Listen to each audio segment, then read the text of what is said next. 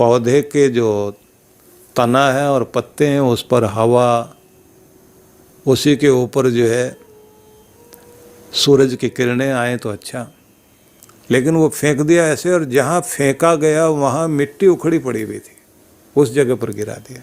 बुद्ध ने कहा इसकी जीवनी शक्ति बड़ी प्रबल है, इसको जीना चाहिए। वो 15 दिन के बाद जब लौटे तो देखा वो नीचे जमीन पर गिरे गिरे वहीं फिर हरा भरा है। तो उन्होंने मुस्कुरा कर कहा, देख रहे हो इसको,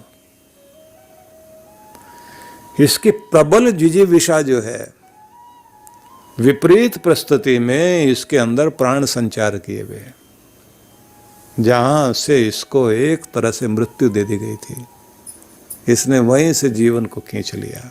जीवन रस ये इसकी 2-3 जो जड़ों के अंदर से निकली हुई शाखाएं थी, जड़ की भी शाखाएं होती हैं, वो जो निकली हुई थी उन्होंने जमीन के अंदर प्रवेश करके वहीं से रस संचार करना शुरू कर दिया। ये जो जीवनी शक्ति है ये बहुत बड़ी चीज होती है। और जब आदमी के अंदर जो है क्यों जिए, किसके लिए जिए, अब जी के करेंगे भी क्या, जब ये भाव आने लग जाते हैं तो ये बात ध्यान रख लीजिए कि जीवन उस समय व्यक्ति का कमजोर पड़ने लगता है। तो मैंने आपको इसलिए ये मंत्र सुनाया कि जब भी अवसर मिले भगवान से प्रार्थना करनी चाहिए, जिससे हमारे अंदर बल आए, शक्ति आए। और बल के लिए जो है ना, जैसे ऋग्वेद में एक मंत्र है, बलम धेहि तनुषु नो बलम इंद्रा नड्सु नह बलम तोकाय तनयाय जीव से त्वम ही बलदा असि। तो यहाँ कहा इंद्र ही बलदा असि, परमेश्वर आप ही हमें बल देने वाले हो, हमारे मन में, हमारे तन में, हमारी बुद्धि में, हमारी आत्मा में शक्ति देने वाले आप ही हो। इंद्र ही बलदा असि। तो यही प्रार्थना करें कि तुम ही बल देने वाले हो।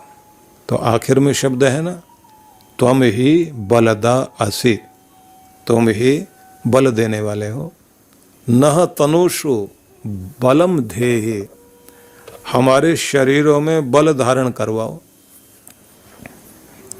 अनड्सु नह बलम, और हमारे आसपास रहने वाले जो पशु हैं, जिनके साथ जीवन चलता है, चाहे गायें हैं, घोड़े हैं, पंचग्राम्य पशु माने गए वेदों में कि 5 ग्राम्य पशु होते हैं, पंच लताएं और पंच विटप।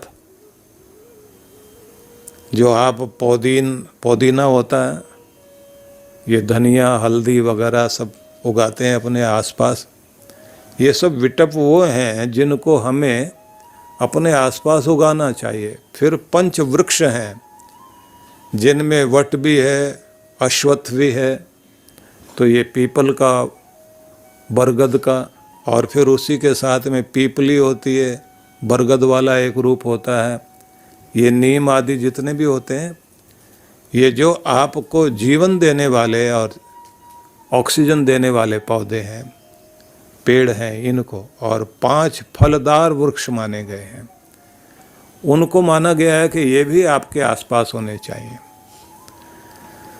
5 लताएं मानी गई हैं कि 5 लताएं आपके पास होने चाहिए।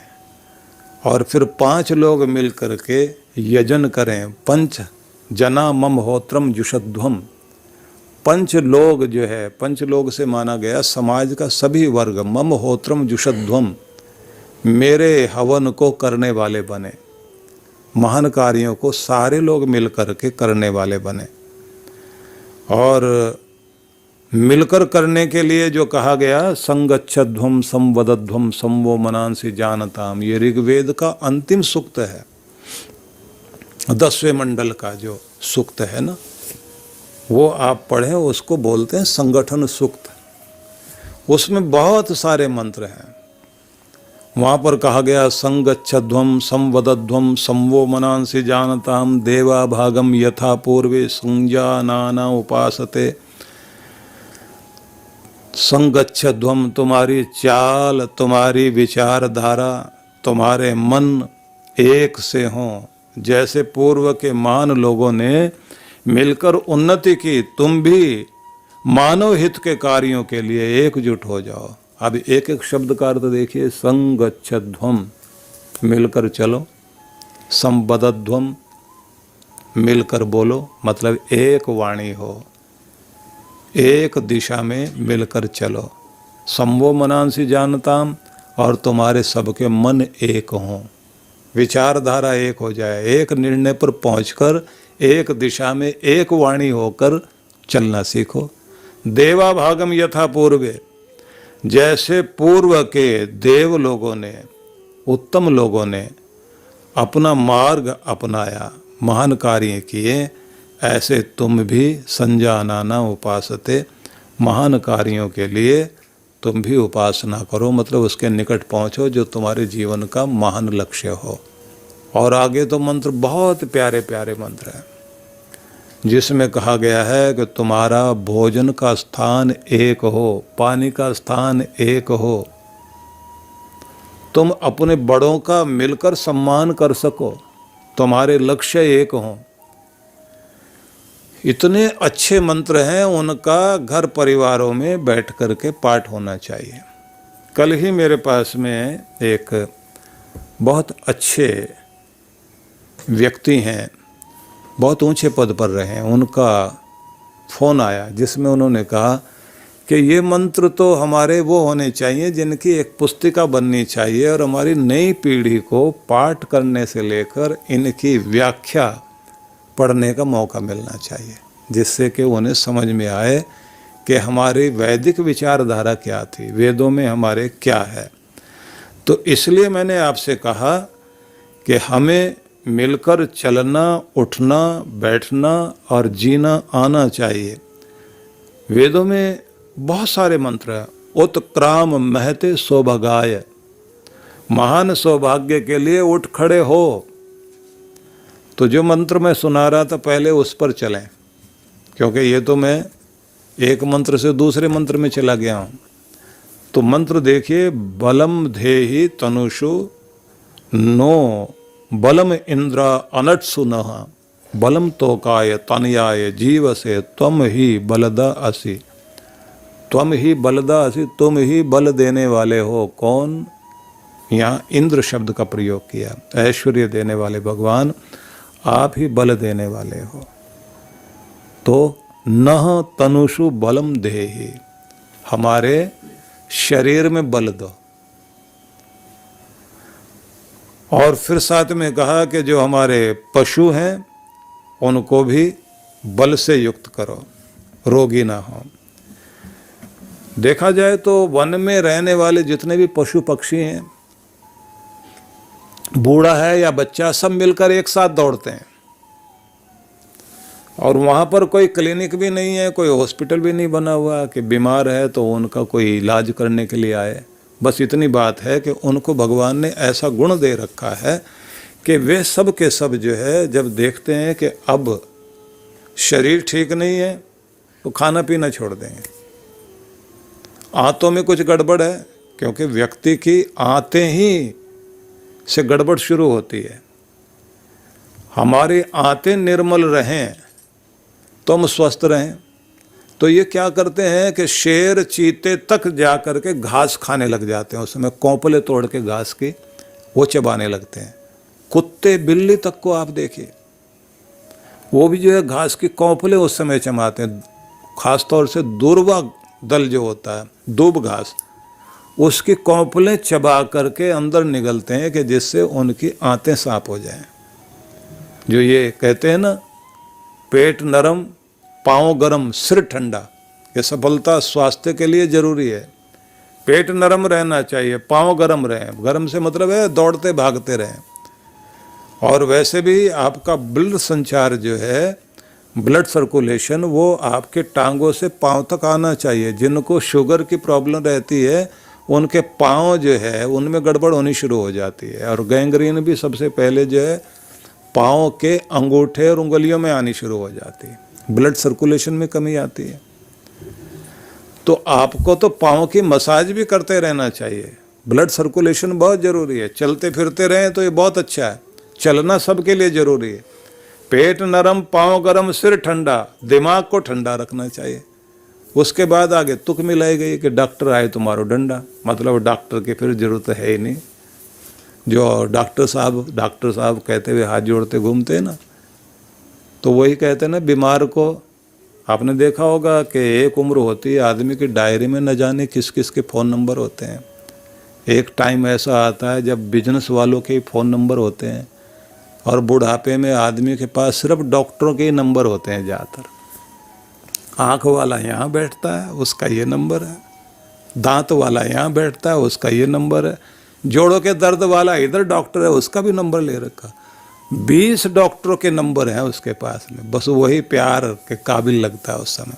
और डॉक्टर को की तरफ दौड़ना ही नहीं पड़ता। इसलिए आप जंगल में दौड़ते हुए देखेंगे पशु पक्षियों को, सारे मिलकर एक जैसे दौड़ते हैं और आनंद लेते हैं और अपने पेट का ध्यान रखते हैं। और एक कमाल की बात यह कि जानवर को, किसी को भी आप देखेंगे जब वो बैठे रहते हैं तो उसके बाद में उठते टाइम में एक आसन जरूर करते हैं। वो कभी कुत्ते को देखिए आप, वो जहाँ बैठा हुआ है तो उस जगह से उठने के बाद में फिर जो है वो आसन करता है। पहले तो पाँव आगे वाले पंजे जो आगे की तरफ ले जाएगा, धड़ को पीछे की तरफ खींचेगा, फिर पीछे वाला धड़ जो है आगे की तरफ ले जा कर के खींचेगा। उसके बाद उसे लगता है कि अभी एक्सरसाइज पूरी हुई नहीं है, कंधों की गर्दन की तो हुई नहीं, तो सिर गोल गोल घुमाएगा, मतलब झटका देगा पाँव अपने सिर को। उसके बाद कहता है चलो अब दौड़ते हैं, काम पे लगते हैं। उसके बाद काम पे लगता है। और कि छोड़ दीजिए, आपका छोटा सा बच्चा जो है, जो दूध पीता है, वो भी जो पलने में लेटा हुआ है, अब वो कहीं दौड़ तो सकता नहीं, जा तो सकता नहीं, तो अपने पाँव से साइकिलिंग करता है, ऐसे ऐसे पाँव चला रहा होता है। उसको किसने सिखा दिया? ये बड़े होके तो सब भूल जाते हैं, बचपन में तो जो है भगवान ने सबको याद करा रखा। सब हरकत में आते हैं, आदमी को छोड़ के। जो ये बहुत इतना बड़ा खरबूजा रखा हुआ ना गर्दन के ऊपर, ये दिमाग इतना बड़ा रखा हुआ है, ये सब रखने के बाद आदमी बहुत अपने आप को अक्लमंद मानता है। लेकिन ये अक्लमंद कम है, अक्लबंद ज़्यादा है। क्योंकि हम अपने आप को सबसे ज़्यादा प्यार करना चाहिए, अपने स्वास्थ्य के लिए समय निकालना चाहिए। अगर नहीं निकालते हैं तो फिर अक्लमंद नहीं है, फिर तो अक्लबंद है। हमें अपने आप को बुद्धिमान बनाए रखने के लिए स्वास्थ्य पर विशेष ध्यान देना चाहिए। तो मनुष्य के संग में रहने वाले पशु भी बीमार, और मनुष्य तो बीमार है ही है। लेकिन जो मनुष्य से अलग रहने वाले, जंगलों में रहने वाले जीव जंतु न बीमार रहते न परेशान, सारे उसी मस्ती से दौड़ रहे हैं, प्रकृति के बीच में रहते हैं, दौड़ लगाते हैं। तो यहाँ प्रार्थना की गई है कि भगवान हमारे पशुओं में भी बल देना, वो भी ठीक रहें। और बलम तोकाय तनयाय च, तो ये भी एक शब्द ध्यान देने योग्य है। जीव से तोकाय तनयाय बलम, हमारे जीवन के लिए, हमारे बालक के लिए और कुमार अवस्था वालों के लिए बल धारण कराइए, वो सब बलिष्ठ रहें। मतलब छोटे बच्चों से लेकर के और कुमार अवस्था वाले, ये सब बलशाली रहें। जवानी में तो बल वैसे ही दिखाई देने लग जाता है। तो आपका स्ट्रक्चर जब स्ट्रांग हो रहा हो, वहीं से पता लगता है कि पूरे जीवन में आप किस तरह के शरीर वाले बनेंगे। शुरुआत से ही पौष्टिक भोजन, ठीक व्यायाम, खुश रहने की आदत यदि है तो बहुत अच्छा है। तो ये प्रार्थना करना और साथ में अपने शरीर को स्वस्थ रखना। अब एक मंत्र और देखिए जो मैं आपको सुना रहा हूँ, वो एकदम अलग है इन सब से। यहाँ तो पहले जो हमने मंत्र पढ़ा था उसमें कहा कि अगर मैं गिर जाऊँ फिर से मुझे उठने की शक्ति देना और मेरी जीवनी शक्ति को भगवान बनाए रखना।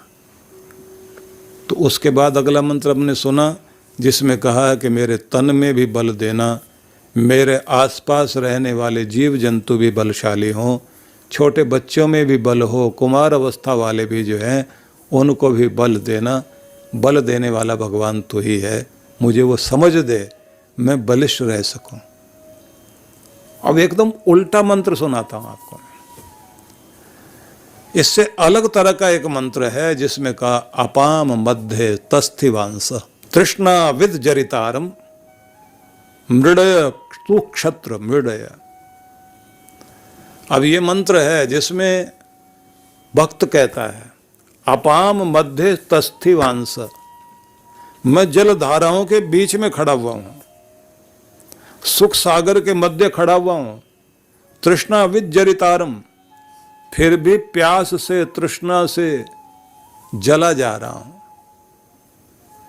मृड सुक्षत्र मृडय, सबके रक्षक भगवान, सुख देने वाले भगवान, मृडय तो मुझे सुखी कर। अब ये बड़ा रहस्यात्मक संदेश है।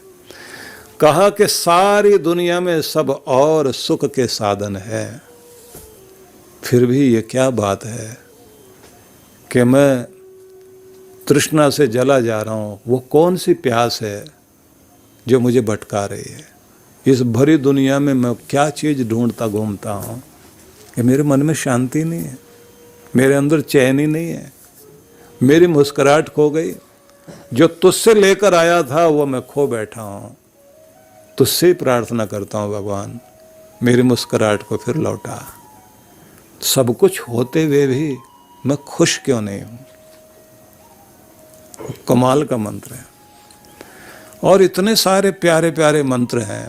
देखिए, आप कहेंगे कि इसी तरह की बातें होंगी, नए निर्देश और भी हैं। जैसे महिलाओं के लिए कहा आधा पश्चिम, नीचे देखकर चलो, मोपुरी, ऊपर की तरफ नहीं, संतरा पादको हर, तुम्हारी चाल बहुत सोच समझकर सही गति से चलना चाहिए। माते क्लस पल को दृशन, तुम्हारे शरीर के नीचे वाले भाग अंग जो है वो ढके रहने चाहिए, दिखाई नहीं दे, इस तरह से रहो। स्त्री ही ब्रह्मा बभूविथा, तुम ब्रह्मा हो, स्त्री निर्मात्री हो समाज की भी, और तुम्हारे द्वारा ही ये दुनिया चल रही है, तुम्हारा स्थान बहुत ऊंचा है। अब ये भी तो संदेश है। तो इससे पता लगता है कि वेद कोई एक ही तरह की चीजें कह रहे हैं हमें, ऐसे नहीं है। भगवती श्रुति अद्भुत है। मैंने ये मंत्र इसलिए आपको सुना दिया, आपको ये सारी और चीजें सुनने के बाद लग रहा होगा नहीं वेदों में तो ऐसे प्रार्थना ही हैं और तो कुछ होगा नहीं। इससे आपको पता लग रहा है ना, महिलाओं को कैसे रहना है, पुरुषों को कैसे रहना है, समाज में कैसे रहना है। एक और मंत्र सुनाता हूँ महिलाओं के लिए है, अघोर चक्षु अपतिग्नेदि शिवा पशुभ्य सुमना सुवर्चा। तुम्हारी दृष्टि घोर नहीं होनी चाहिए, कुटिल नहीं होनी चाहिए। अघोर चक्षु अपतिग्नेदि, और पति की को मारने वाली मत बनो, मतलब उसकी उम्र बढ़ाओ। शिवा पशुभ्य, घर के जो बच्चे वगैरह हैं सब के लिए कल्याणकारिणी बन जाओ। अघोर चक्षु अपतिग्नेदि शिवा पशुभ्य सुमना सुवर्चा, तुम्हारा मन जो है सुमन हो, उत्तम विचार वाला, सुवर्चा, और वर्चस्विनी भी बनो। अगर गलत चीज़ें घर में पल रही हों तो उस समय शेरनी बन जाओ और ठीक करके छोड़ो। तो कभी कभी महिलाएं चंडी वाला रूप धारण करती हैं ना, तो उस समय खड़ी हो जाए तो फिर किसी की हिम्मत नहीं है कि घर के अंदर गलत चीज़ें पनपें। ये सारे मंत्र हैं। तो वेद को आप पढ़ना शुरू करेंगे तो आपको बहुत आनंद आएगा, बहुत अच्छी चीज़ें हैं। लेकिन बात वही है कि ग्रंथ भी, साज भी, घोड़ा भी वैसा ही हो जाता है जैसा उसको चलाने वाला होता है। बजाने वाले के पास साज हो तो वो क्या क्या निकालेगा उसमें से, लोग कहेंगे कमाल है। तो ऐसे ही जब आप समझदार बन करके ग्रंथ के साथ न्याय करने बैठते हैं तो फिर ग्रंथ आपको न जाने कितना आनंद देता है, खुद को ही आनंद आने लग जाता है। वेद को आधार बनाकर हम लोगों ने इन दिनों चर्चा की है। हमारी प्राचीन विद्याओं में सभी विद्याओं का आधार वेद है और वेद के प्रति हम फिर से लौट सकें, वेदों की ओर हमारा ध्यान जा सके, इसलिए इन दिनों ये चर्चा रही है। और आपको मैंने ये बताया कि केवल प्रार्थनाएं ही वेदों में नहीं हैं, ज्ञान विज्ञान है। जीवनचर्या और जीवन शैली हमारी किस तरह की होनी चाहिए, इस पर भी चर्चा हुई। व्यवहार कैसा हो, इस पर भी चर्चा हुई। वो प्रार्थनाएं भी थी जिनमें हृदय की सच्चाई को ऋषि व्यक्त करता है और कहता है अपाम मध्य तस्थिवांस तृष्णाभिस विद जरितारम। जल के बीच रहकर जैसे कोई जला जा रहा हो, सुख सागर के बीच खड़ा हुआ हूं, तृष्णा विद्यरितारम, लेकिन तृष्णा फिर भी जला रही है कि उम्र के उस पड़ाव पर पहुंच गया जहां विदाई की घड़ी आ गई है। इंद्रियां शिथिल हो गई, लेकिन मन फिर भी उसी तरह से परेशान, शांति जीवन में नहीं। एक ऐसी मनोदशा, उस मनोदशा को ध्यान में रख करके भक्त फिर प्रार्थना करता है। मृड शब्द का अर्थ है सुख देने वाला, रक्षा करने वाला। सुक्षत्र मृडय, हे रक्षा करने वाले दाता भगवान, सबकी रक्षा करता है, तो हमें भी सुरक्षित कर। कि हमारे जीवन में सांसारिक पदार्थ हो ना हो, कम हो भले ही, लेकिन सुख शांति जरूर रहे। हम तृष्णा से जलते हुए ना रह जाएं। इस तरह के भाव हम सब ने, और ये भाव बड़े हृदय से प्रकट होने वाले भाव हैं, क्योंकि सभी के साथ ये पीड़ाएं होती हैं। भर्तृहरि ने भी जब अपने साधना के क्षेत्र में वो जा रहे थे, उनके मुख से भी निकला था भोगा न भुगता वयमेव भुगता। हम कहने को कहते हैं हमने बहुत भोग भोगे, लेकिन ऐसा नहीं हुआ है। भोगों ने ही हमको भोग लिया है।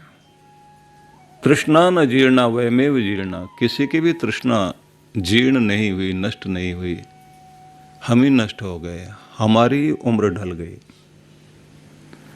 कालो न याता वयमेव याता, लोग कहते हैं बीत गया वक्त, लेकिन ऐसा नहीं हुआ, हम ही बीत गए हैं, वक्त अपनी जगह है। बड़ा अद्भुत भाव लोगों के हृदय से निकला जब वो प्रार्थनाओं में बैठे, ध्यान के क्षेत्र में चले, कि जीवन कहाँ से कहाँ की तरफ जा रहा है। और आदि शंकराचार्य ने इस भाव को लेकर ये कहा, अंगम गलितम पलितम मुंडम दशन विहीनम जातम तुंडम वृद्धो याति घृत्वा दंडम तदपि न मुंचति आशा पिंडम। भज गोविंदम भज गोविंदम भज गोविंदम मूढ़मते। कि अंग अंग शिथिल हो गया, पलितम मुंडम, और सिर के बाल भी सफेद हो गए। शरीर की हालत ये हो गई, अब सहारा देने वाला सहारा लेकर चलता है। वृद्धो याति घृत्वा दंडम, डंडे का सहारा लेकर चल रहा है। लकड़ी का मतलब इंसान का सहारा नहीं रह गया, इंसानों ने छोड़ दिया है, अब एक लकड़ी पकड़ कर चलता है, क्योंकि उसको लगता है कब तक कौन संभालेगा, या ये लकड़ी संभालेगी। और जीते लकड़ी मरते लकड़ी, देख तमाशा लकड़ी का, कि जब से हम पैदा हुए ये लकड़ी से ही जीवन चला और लकड़ी से ही जाकर समाप्त हो जाता है। पहला पटरा जिस पे स्नान कराया गया और आखिरी पटरा जिस पे स्नान कराकर जिस पटरे पर बैठाकर शमशान की तरफ लेकर जाएंगे और जिन लकड़ियों में ले जा कर के जला दिया जाएगा। जीते लकड़ी मरते लकड़ी, देख तमाशा लकड़ी का। वो एक पुराना भजन गाया करते थे लोग। बड़ी विचित्रता है। तो वेद यहां से शुरू करता है, जो कल हम चर्चा कर रहे थे आपसे, वो बड़ा अद्भुत है। कहीं कहा गया है कि डर मत मृत्यो पदम योपयंतो यदेत। हर छोटी छोटी घटना में मौत अपना पांव लेकर तेरी ओर बढ़ती है और तुझे डर आती है और तू थर थर आने लगता है। बहादुर बन के मौत के पंजे को मरोड़ कर जिंदगी जी और जीना सीख। तो ये भी संदेश है। इसलिए वेदों की तरफ लौटने के लिए मैं कहता हूं कि मैं एक बार कोई कार्यक्रम रखा हमारे विश्व हिंदू परिषद के लोगों ने, और मैं वहाँ आमंत्रित था। तो वेद से संबंधित कार्यक्रम था बिरला मंदिर में, पर मैं बहुत आश्चर्य में पड़ गया। वो कर्मकांड की तो बातें करते रहे, लेकिन वेदों में है क्या ये बताने को तैयार नहीं। और जो सज्जन वहाँ कार्यक्रम में जिनको आमंत्रित किया गया था, वो खुद माइक पकड़कर किसी को बोलने ही ना दे, आखिर तक नहीं। बिल्कुल वैसी हालत देखने को मिल रही थी जैसे वो कोई नेता के बारे में मैंने सुना है कि उस बेचारे को बोलने का मौका नहीं मिला, तो स्टेज पर चक्कर खाकर गिर गया।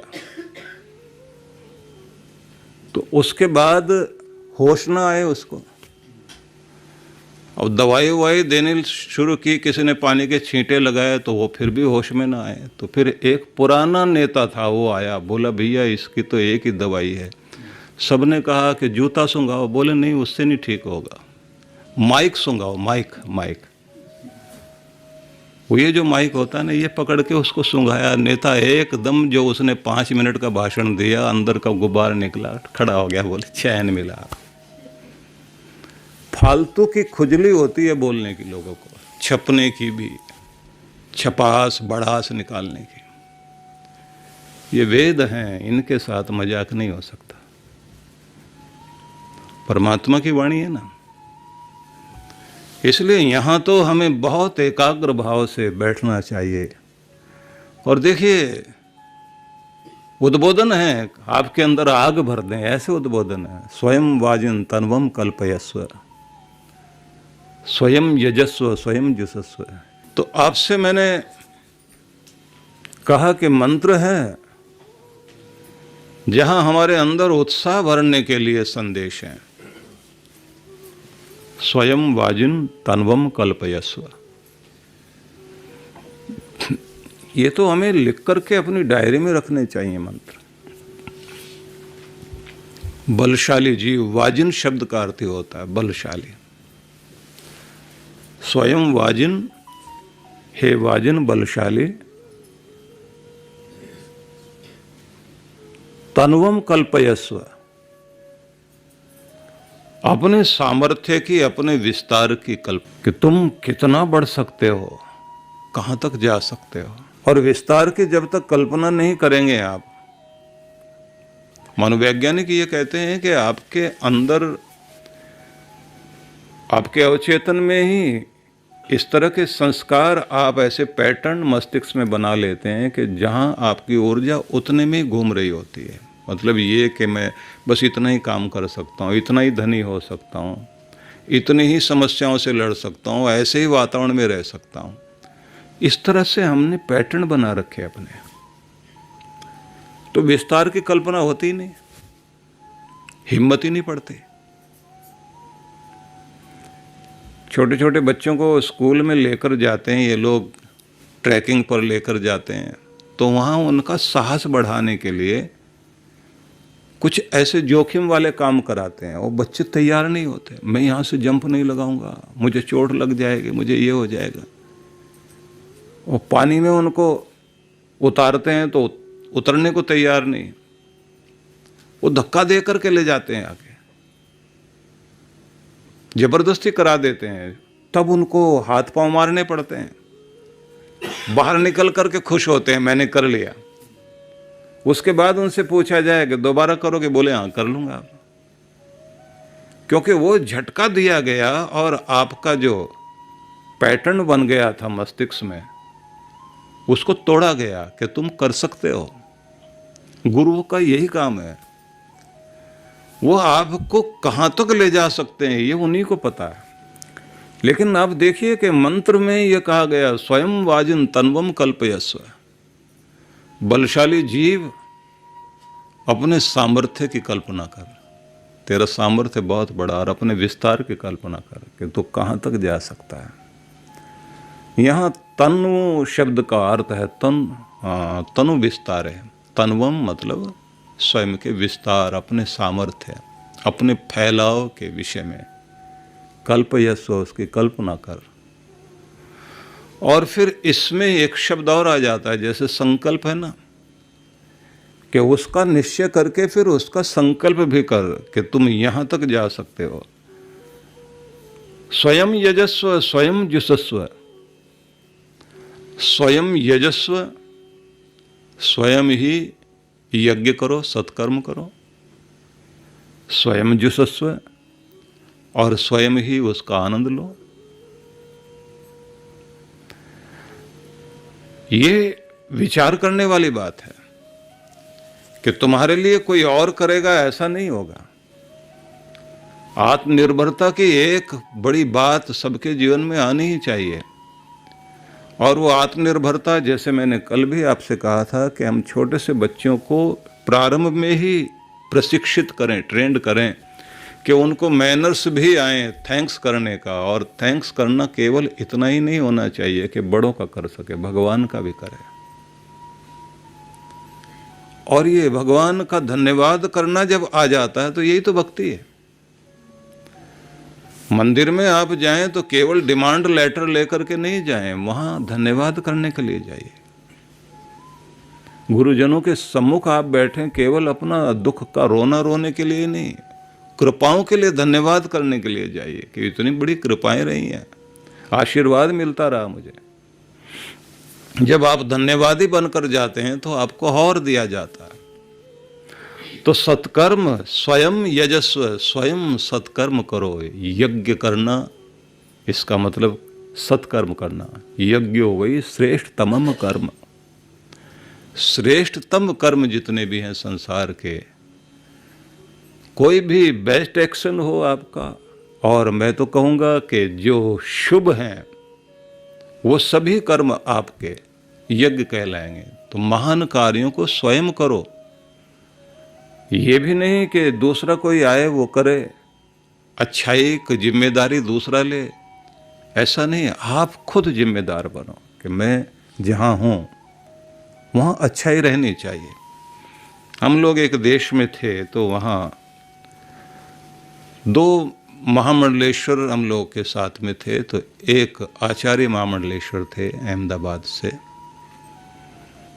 तो एज तो बहुत कम थी उनकी, मतलब ज़्यादा नहीं थी, हमसे थोड़े से कुछ साल बड़े रहे होंगे।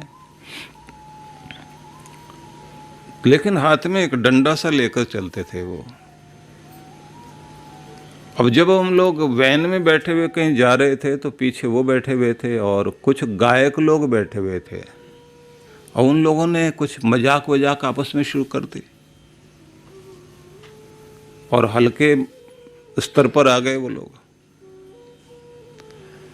अब वो जो पीछे बैठे थे उन्होंने एकदम कहा, हे तिलकराज मत भूलो यहाँ हम भी बैठे हैं। अब इतना कहना था, सन्न रह गए सब। वो जो मजाक कर रहे थे वो सन्न रह गए। और उन्होंने फिर मेरी तरफ देखा तो मुझे कहना पड़ा फिर वहाँ कि अगर कोई अच्छा ऊंचा इंसान है तो आपके अंदर ये गरिमा होनी चाहिए कि उसके सम्मान में आपको कैसे बैठना है और कैसे बात करनी है। एक प्रोटोकॉल होता है, उसको आपको निभाना आना चाहिए। वो फिर भी कभी कभी अपने तुम्हारे स्तर पर आकर कोशिश करते हैं कि तुम्हारे साथ हंस बोल सकें, लेकिन उसका ये मतलब नहीं है कि तुम जो है उन्हें ला करके छोटे बच्चों की जगह खड़ा कर दो। अब जब हम लोग उतरे तो वो सज्जन जिन्होंने ये हरकत की थी वो बोले हमें तो पता ही नहीं था और भी महात्मा लोग आते हैं। तो मैंने कहा ये व्यक्ति ध्यानी है, और ध्यान वाला व्यक्ति जो है एक वातावरण बना के चलता है। उसकी ये कोशिश रहती है कि जिस आनंद में मैं रहता हूँ, उस जिस शांति में मैं रहता हूँ, वो शांति बनी रहनी चाहिए। हल्के मत, इतने हल्के ना हो जाओ, नीचे स्तर पर ना आ जाओ, आपकी गरिमा ना रह जाए। अपने आप को ये मैनर्स जो हैं इनको हम दूसरों से कहें कि वो पालन करें, नहीं, आप हर समय इस बात का ध्यान रख कर चलिए कि आपको उस स्तर से नीचे नहीं गिरना। अपनी जगह अपने आप को ऊंचा बनाए रखिए। तो ये आपकी एक महिमा है। महिमा ते अन्येन सन्नशे, यही मंत्र में कहा गया। तुम्हारी महिमा को कोई दूसरा व्यक्ति नहीं समझेगा। अपनी महिमा को आपको बनाए रखना, अपने बड़प्पन को आपको बनाए रखना है।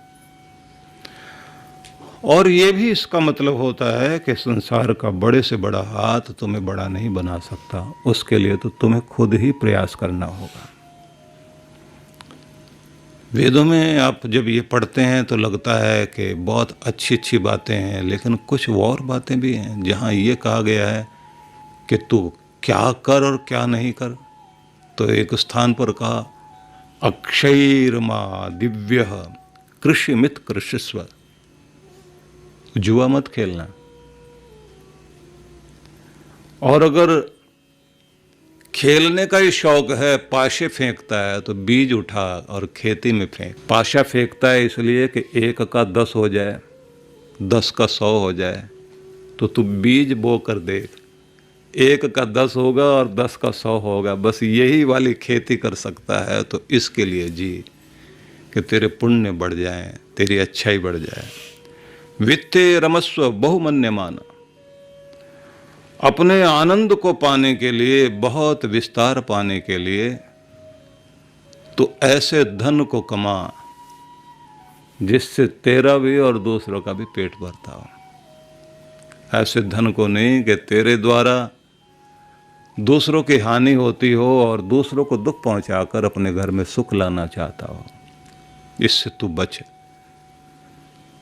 इतने प्यारे मंत्र हैं, आप जब वेदों को पढ़ेंगे तो आपको समझ में आएगा कि हम परमात्मा की वाणी पढ़ रहे हैं। कुर्वन्ये वेह कर्माणि जिजी विशेषदम समाह एवं त्वयि नान्य थे तो अस्ति न कर्म लिप्यते नर।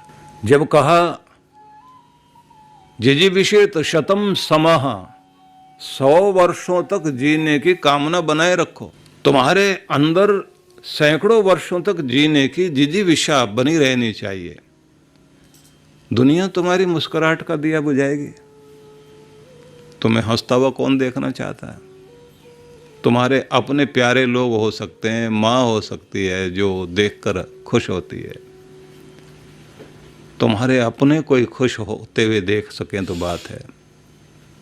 ज़्यादातर तो दुनिया को बड़ी पीड़ा होती है, कोई हंस रहा हो, खुश रह रहा हो, मुस्करा रहा हो, फल फूल रहा हो, खाता पीता दिखाई देता हो, बड़ी पीड़ा है लोगों को।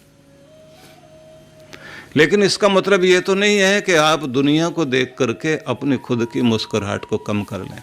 कोई एक सुंदर से फोटो के बीच माँ भी हंस रही है और बेटा भी हंस रहा है, तो माँ ने बच्चे की तरफ देखा और कहा कि देखो कितना सुंदर फोटो तुम्हारा। अब बच्चा कहता है माँ से, माँ ये बता कि मेरी मुस्कुराहट ज़्यादा अच्छी है या तेरी अच्छी है? तो माँ क्या कहती है, मुस्कुराहट तेरी अच्छी है बेटा। क्यों? कि तेरी मुस्कुराहट से ही तो मेरी मुस्कुराहट आती है। तू मुस्कुराता है तो मैं मुस्कुराती हूँ। अगर तेरी मुस्कुराहट ना होती तो फिर मेरी अच्छी मुस्कुराहट कैसे बनती? क्योंकि मेरी जिंदगी का हिस्सा तू है, मेरे प्राण तुझ में अटके हुए हैं।